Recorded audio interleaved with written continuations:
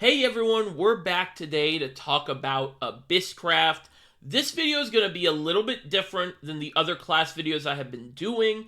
I tried to sort of do this combo video where I talk about blood and shadow together, and it just didn't really work that well. So I kind of decided to just do a discussion video. And what I'm going to do here is talk about the history of shadow, the history of blood, and then we're going to kind of talk about why they decided perhaps to combine them both into Abysscraft. Because, of course, if you did not know, Abysscraft is kind of a new class for us in that it's a combination of Blood and Shadow, two old classes from Shadowverse 1. And yeah, so this is going to be sort of more of just like a discussion video. I'm going to be still doing like some history, talking about some cards, some deck lists. But then the back half is probably going to be a lot of me talking about why I think they would have done this and do I think it's a good idea. So let's get into it. So Shadow, I would say Shadow is very close to Sword, but it has a little bit more intricacy. So a lot of Shadow is based around your graveyard, but it's not really called graveyard, and they don't really keep track of your graveyard in this card game. But whenever a card is destroyed, you get a shadow, and shadows are used on cards for necromancy. Let me show you a card. Let's see. I guess we'll talk about Hector first. We can talk about Hector first. So Hector, 7 drop 5/6. He's one of the most he was one of the first, like, very powerful cards in the game's history that kind of lasted for a really long time. So he's going to do Necromancy 3. So that means that you use 3 of your shadows for this effect. So that means you kind of had to destroy 3 cards or have 3 of your cards get destroyed. There's also cards that generate shadows. But yeah, so Necromancy 3. Summon a zombie. Zombies are 2/2s. Repeat for remaining shadows or until your area is full. So, of course, like we talked about, the area is 5 cards, or your field can be 5 cards. So, basically what he does is if you have 12 shadows, comes down, uses all those shadows, summons zombies, and then he also has another effect that gives all other allied followers +2/+0 and rush until the end of the turn. So, Hector was very much, I call him Hector, it's Ektar, but I think it was a sort of weird translation here, so I just call him Hector for fun. With a very strong board, not only buffer, right, because he's going to get that effect no matter what, the +2 attack no matter what, but he also is going to summon a board for you and transform those shadows that you've stockpiled throughout the game, right, because this is a 7 drop, and use them to build your board back up. So it's very board-based in that way. And if you compare cards, like if you compare shadow cards to sword cards, because they're usually trying to do similar game plans, they typically have similar game plans, shadow is going to have a lot more, not necessarily complex, but more details and stuff to cards than swords. It's just like, okay, just all of the value is right there. Shadow, you kind of have to gain the value through different cards like Soul Conversion. Soul Conversion, 1 drop, destroy one of your own followers and draw 2 cards. This card, of course, is very, very strong. This card was not only reprinted a ton of times, it was also reprinted on certain cards or certain bodies that had this effect. So there was a card called Demon Eater back in the day, who was a 2-mana 1/2, 2-drop 1/2 that had this exact effect. So just a very strong effect, and I would be surprised if we don't see it in Shadowverse Worlds Beyond, because I think that one of the key things for Shadow and Blood, both, is they drew a lot of cards. They had a lot of good card draw. Let's see what else. So one of the other sort of things about Shadow is it always usually has good 5 drops. So Cerberus, of course, is one of the more iconic cards in the class. 5 drop 3/3. Fanfare, summon a Mimi and a Coco. These are tokens. And then on Evolve, you give all of your followers last words, deal 1 damage to a random enemy follower. So that means when it dies, you deal 1 damage to a random enemy follower. And then the tokens were 2/1, last words deal 2 damage to an enemy leader, and then 1/2 restore 2 defense to your leader. So this was just an insane mid-game board. Like, it made a board for you. It got a lot of damage across, right? Because you have anything that lives, she's going to give them that last words effect. And then, of course, the tokens are going to give you some pretty good value, right? Because they're going to heal you or deal damage to your leader. Cerberus was just a very, very good card for a long time. Another cool thing... first we got to talk about also... probably... There are some people that say this is the best card ever printed. I can see the argument for it. I don't think I would say, but I can see the argument for it. Skeleton Raider, he came out way, way late in the lifespan of the game. He was an 8-mana 4/4. During your turn, whenever an allied follower evolves, subtract 1 from the cost of this card, so it can get to 0. And then he has Storm. Fanfare, destroy an enemy follower. During your turn, whenever an enemy follower is destroyed, deal 1 damage to all enemies. This very much warped the game in a way that I did not appreciate, because you were literally, it was, do you want to play a board, do you want to play your own guys, and you get punished because Skeleton Raider comes down, kills your guy, and you take even more damage than you would, or do you not want to play anything down on board and not develop your own game plan? And it just became this very toxic, like, to play around Skeleton Raider, you had to not play the game. And you also had no way of knowing when Skeleton Raider was going to be, like, active, right? Because it's like, you're never, like, you don't know when it gets added to hand. You don't know what cost it's going to be. It's just in the opponent's hand, and you just don't know when it's going to come down. Obviously, you can count evolves, right? You can count, how many people have evolved and stuff, but you kind of just always have to assume he just had it in hand the whole game. It was just weird. I really didn't like this card. I think this was not necessarily jumping the shark, because I think the game jumped the shark way before this card came out, but this was like, all right, I'm good, But I had to show it because it's sort of an example of where the power creep went really bad, But I did want to talk about Shadowcraft. Has a really interesting history with having extremely strong 2-drops. So this is Androlphus. He's a 2-drop 1/2, last words draw a card.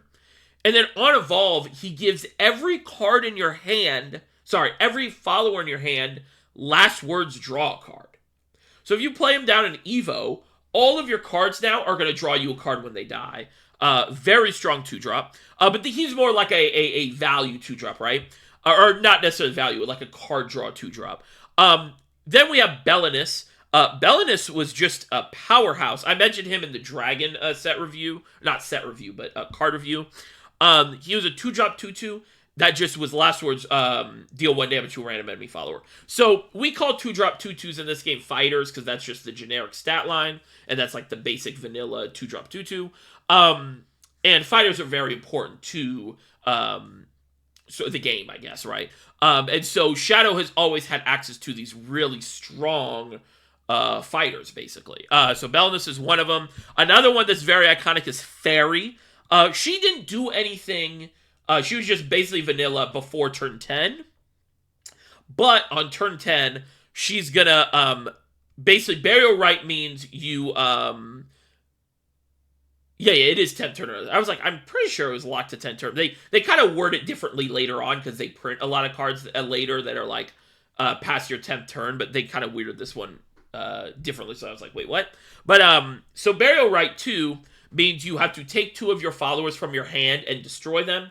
And then, Burial Rite's weird, and I hope they kind of get rid of it, to be honest, because it's very, you would think, and this is what I thought when I started the game, it would be that if you Burial Rite something from your hand, the last words effect activates. So, like, say you Burial Rite something that Androlphus gave last words draw card, right? But that's not how it works. It removes all of the effects when you Burial Rite. So it's kind of just like, it's just weird, I get that it was for cards that reanimate other cards, but just a little unintuitive, because it's like you would think, like, okay, I'm playing this guy and he's just getting destroyed.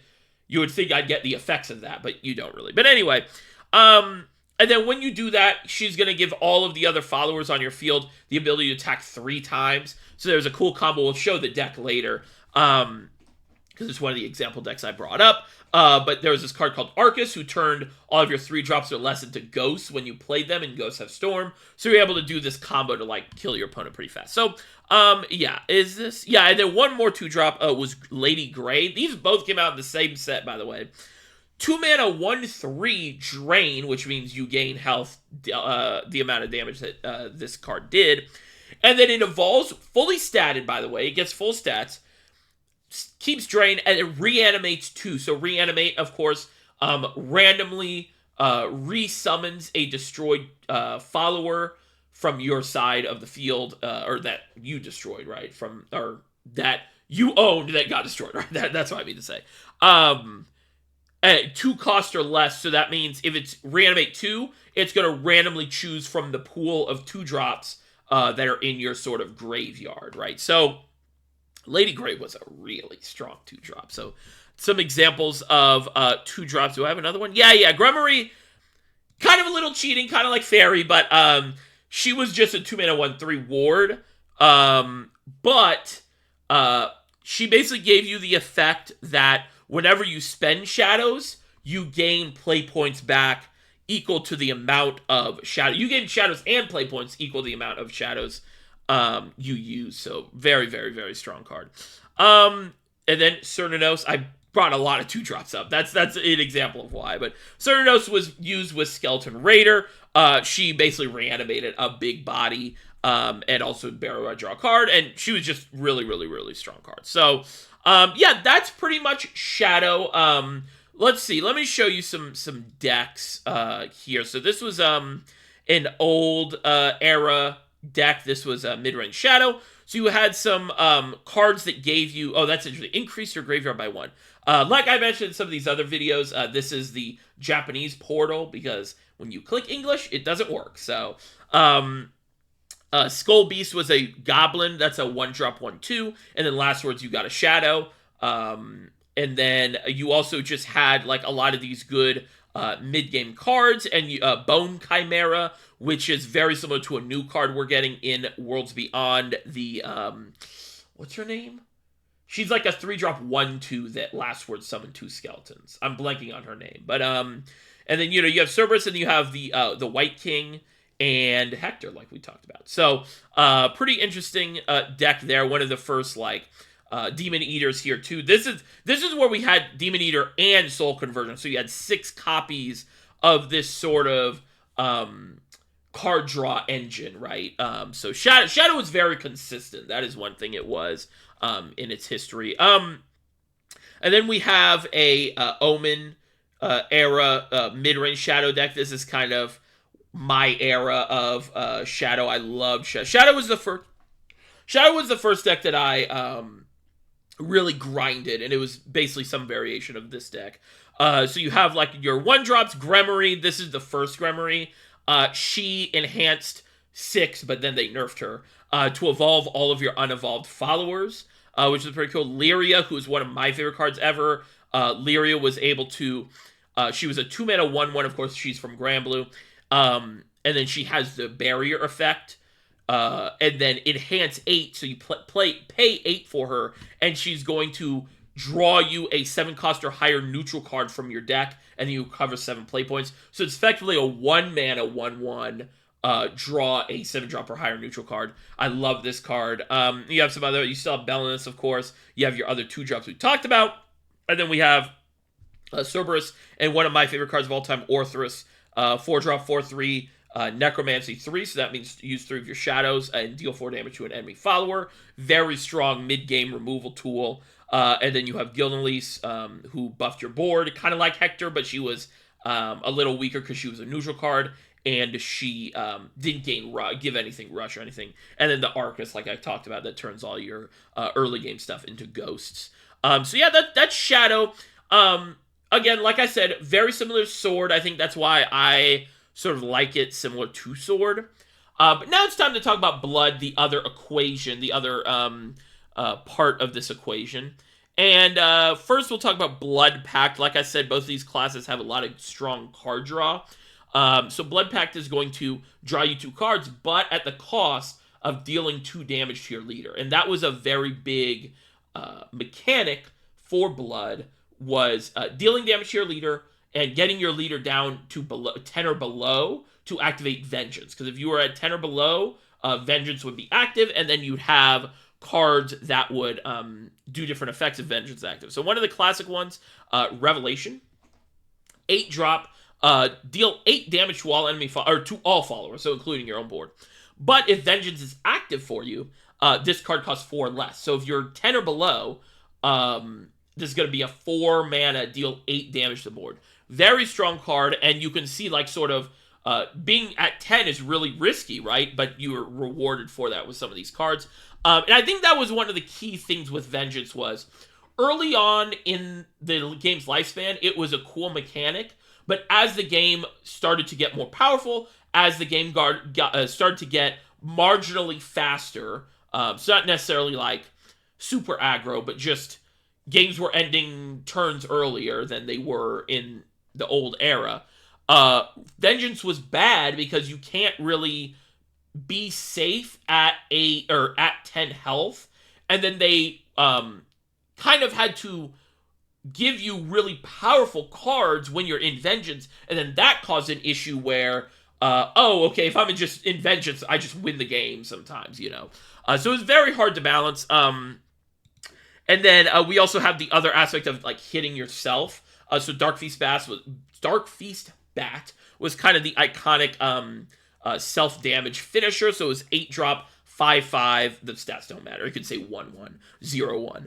And then on play, it deals X damage to an enemy that includes the leader, and then X is the amount of times your leader was damaged during your turn this match. So the way this deck worked was you would hit yourself a bunch of times, and then you would play this at 8 mana. It used to be 7, then they nerfed it, and kill your opponent. Let's see, what's the other card I have? Oh, yeah, that's right. We're going to talk about some cards in a second. But that was sort of Blood in a nutshell. I'll show you some decks here. So this was... It wouldn't be a Blood, like, discussing Blood without probably era adjusted, right? So, like, it's not, if you play it against other powerful decks in the future, it's not, you know, powerful, but for its time, the most powerful deck of all time, neutral Blood. Sort of the deck that almost killed the game, because a lot of people, and probably people watching this video might remember, like, oh, I played up until Wonderland Dreams, and yeah, that's mostly due to Alice. She buffed all your neutral cards, and you played a bunch of neutral cards, like Goblin Leader, who summoned another Goblin, and then you have some, you know, Blood cards here. Tove, who's a 2-mana 3/3, very overstated, by the way. We showed you fighters. And then whenever another neutral follower enters your field, it can attack, or Tove can attack. So yeah, you just go Goblin, Tove, Goblin Leader, and then Alice. And if you went first, you won the game. So very, very fun and interactive gameplay. But they nerfed this. Wonderland's Dream and this deck in particular brought a lot of changes to the game that I think we're still feeling to this day. Most of them positive. I know back in the day, I wasn't playing back then, but they never nerfed a legendary, which was a big deal, and then they finally did with Alice, I believe. I believe that was the first legendary to get nerfed. So you got to talk about neutral Blood. And then we got to talk about a fun deck, Control Blood. This is you can kind of see remnants of the Ramp Dragon list I showed you. This was around the same era. But you know, you're not ramping, so you have a lot more control tools. If you like a hard control deck, like just we're killing everything, you know, you'd like this deck. We have one of the more interesting designed cards in the history of the game that we never really saw again. Mask of Black Death. It was a 2-drop amulet with countdown 5, and then every time your leader took damage, you reduced that damage to 0. And then you advance this card's countdown by the amount of damage that was reduced. So it was kind of like armor in Hearthstone, but worked a little differently.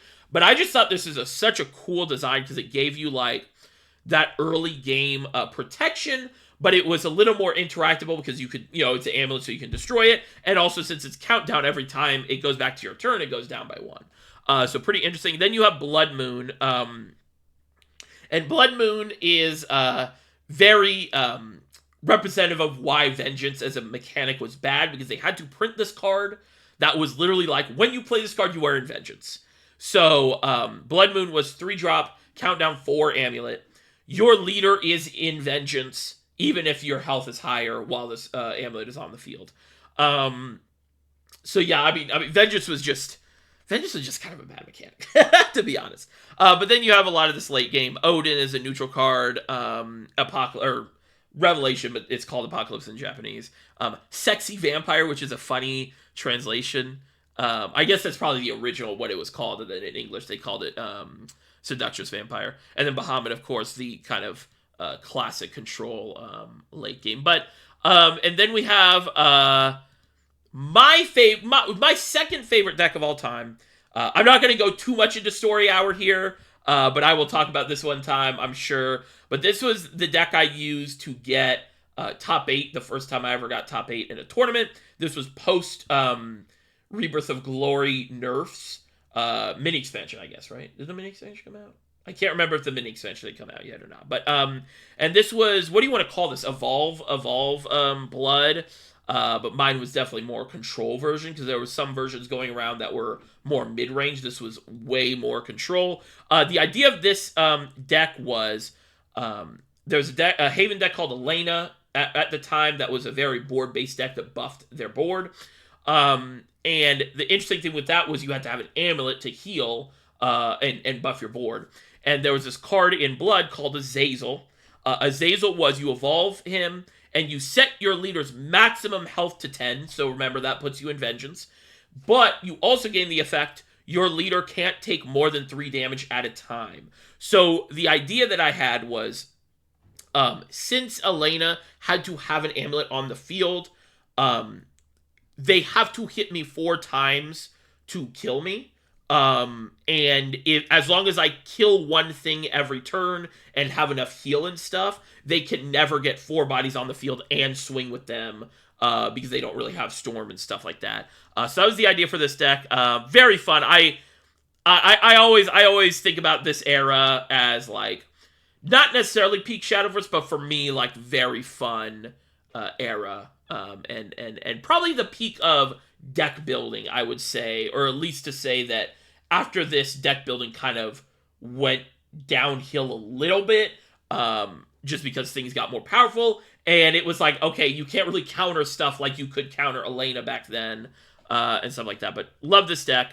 But yeah, so now I kind of want to talk about why I think they made this change to combine both these classes into Abyss. And I think it has a lot to do with Blood. Like I've been hinting at, Vengeance was just sort of a bad mechanic, honestly. It was just not necessarily bad. Like, it's an interesting mechanic they just were never able to balance well, because it's the type of mechanic that you have to balance with the rest of the game in mind. You can't speed the game up if you want Vengeance to be good, because then the risk-reward is skewed if you're at 10 health, right?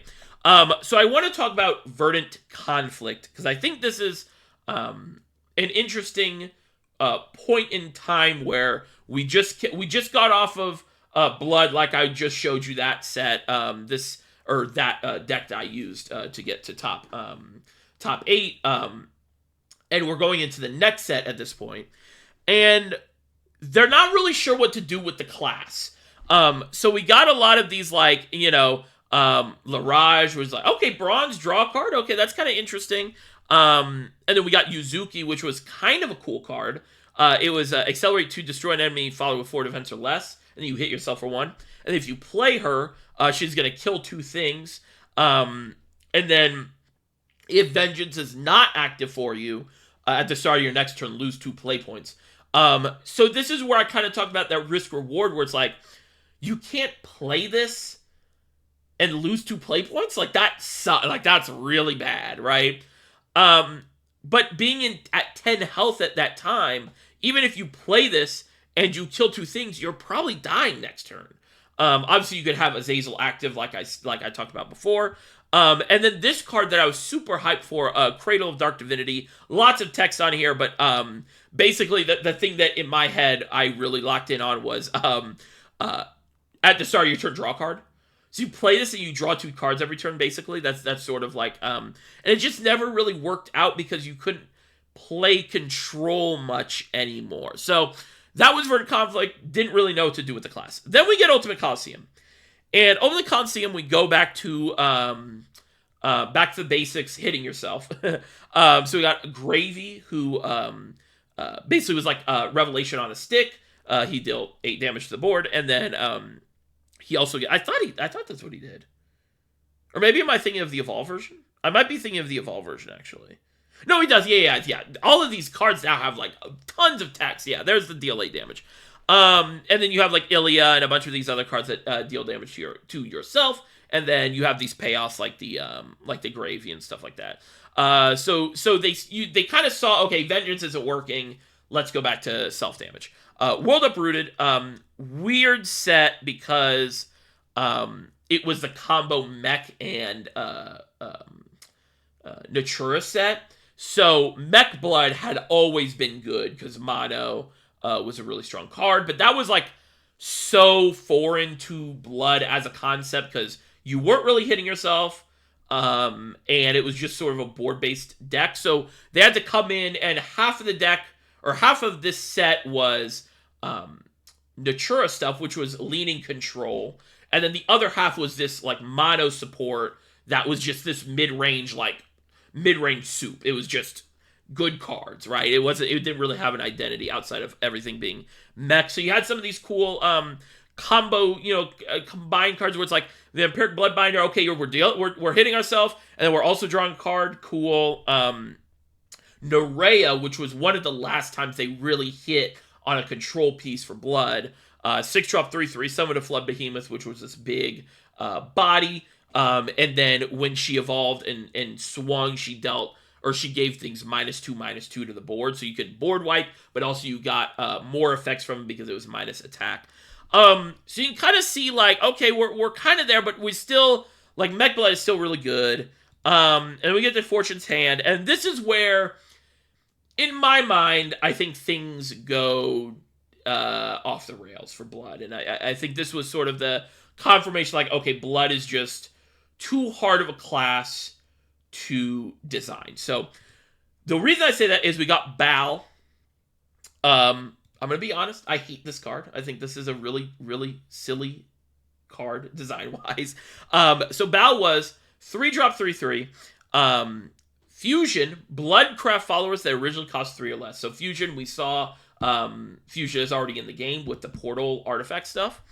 If this card is fused with at least 3 cards, draw cards until there are 6 cards in your hand. Then, if this card is fused with at least 6 cards, deal 6 damage to all enemy followers. So the way this deck worked, and I realized I need to bring up another card that came out this set before. I can't believe I forgot about our boy Ravening Corruption, but we'll talk about him in a second. The way this deck worked is you played everything was below 3-drop. You'd fuse everything into Bal. You'd play Bal. It would deal 6 damage to the board. And then you would have gotten Ravening Corruption beforehand. Ravening Corruption, when you evolved him, he gave you an effect where every time you draw a card, you deal damage randomly to an enemy. And that included the opponent leader. And also another thing is keep track of the amount of times random comes up as we go through this history. So Bal's going to come down. You're going to fuse your whole hand. You're going to play Bal. You're going to draw 6 cards. And then you're going to clear the board. And then that 6 damage that you drew because you drew 6 cards is going to go face. The issue I have with this deck and this card design is what happens if you draw her again? Like, what happens if you have 2 Bals in your hand and you have exactly 7 cards? If you fuse the other one into her, you almost can't win the game because you just lost 6 damage, right? And it was just this weird design. It was like, this is not Blood. Like, what is happening? So that's Bal. And then let's, kind of fast forward a little bit. So, Eternal Awakening, they get more like kind of bow support. And then Darkness over Velsar, they went back sort of to this, I guess you would say control-ish, but control that basically couldn't exist at this point now. But it's very evolve-based. You had Alizard who evolved and stuff. You did have a really cool control tool in Thunderbolt Fiend. He was a 5-drop 3/5, deal 3 damage to an enemy follower, heal you 3, and then draw a card. And then if you evolve, he's going to draw you a Bloodcraft follower the next turn. But yeah, so this was, like 3 years ago, this set, I think. But I think you kind of can see, I'm not going to go through every expansion because I think that's, but the identity of Blood started to kind of erode because its core mechanics, vengeance and self-pinging and self-hitting, could not exist without broken cards, in an era, in a progressively like more powerful era. So as the game kept getting faster, the time to kill was shorter, right? Like you're dying on turn 7 or 8. That's if you're lucky, rather than like turn 10 or 11 back in the day. In some matchups, of course, right? This is not universal. And just vengeance, just what was that? Oh, I think that was the air conditioning kicking on. Vengeance just doesn't work. So that is why I think they decided to combine the classes. And I think that Shadow, as you've seen some of the cards already in Worlds Beyond. Let me get the Worlds Beyond cards up, because that is one thing I wanted to do. Sorry, this is this is just sort of like a discussion video. So I hope you guys are enjoying this, almost stream of consciousness, right? So let's see. Let me get all the Worlds Beyond cards up, because I think that'll be interesting to talk about here. Because we can kind of count so far. It's almost all shadow cards. Couple blood cards, but almost all shadow cards. So can we load? There we go. Abysscraft. So of the 5, 10 of the 11 cards revealed so far, there's more cards, that some of them are basics.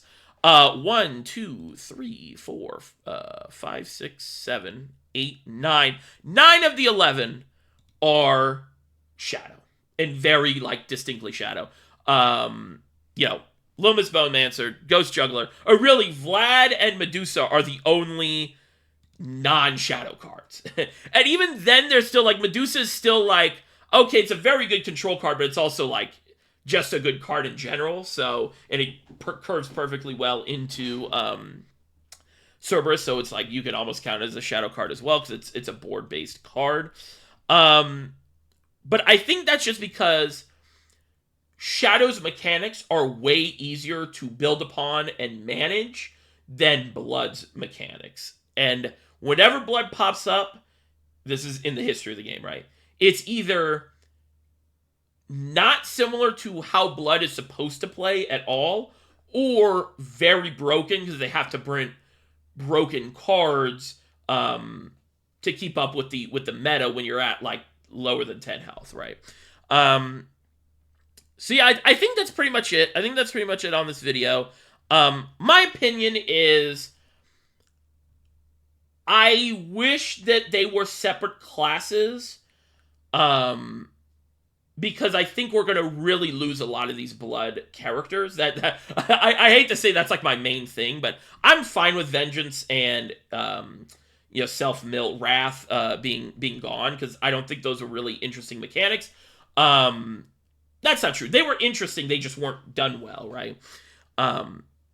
So I'm fine with those being gone, but I am sad that we're missing basically a full class worth of cards. And I think for the Blood mains and the people that really do enjoy that playstyle, because this is just all my opinion, right? I think they're going to suffer. I think they're going to suffer because we see it plays like Shadow. In the video when I was watching the gameplay, it was really hard for me not to just say Shadow, right? And it's really hard when I'm looking at this and I see Cerberus, Ceres, and Orthrus on my screen, and Medusa down there, I'm like, wow, they did another Ultisphere expansion and put Medusa in, right? It's very Shadow. They got the Shadow identity down, but Blood, I guess, just got lost in translation. One other aspect I do think is worth mentioning is in Shadowverse Evolve, that is the physical game, they did this where they combined Shadow and Blood together. It's funny because, in my opinion, it was the opposite of what's happening in Worlds Beyond, where every Evolve deck, Abyss Evolve deck, feels like Blood. Like, you have Aggro Blood, which you just hit yourself, and then you're just playing all these super high static followers, but you're at, like, a low health, so you have to kind of manage that.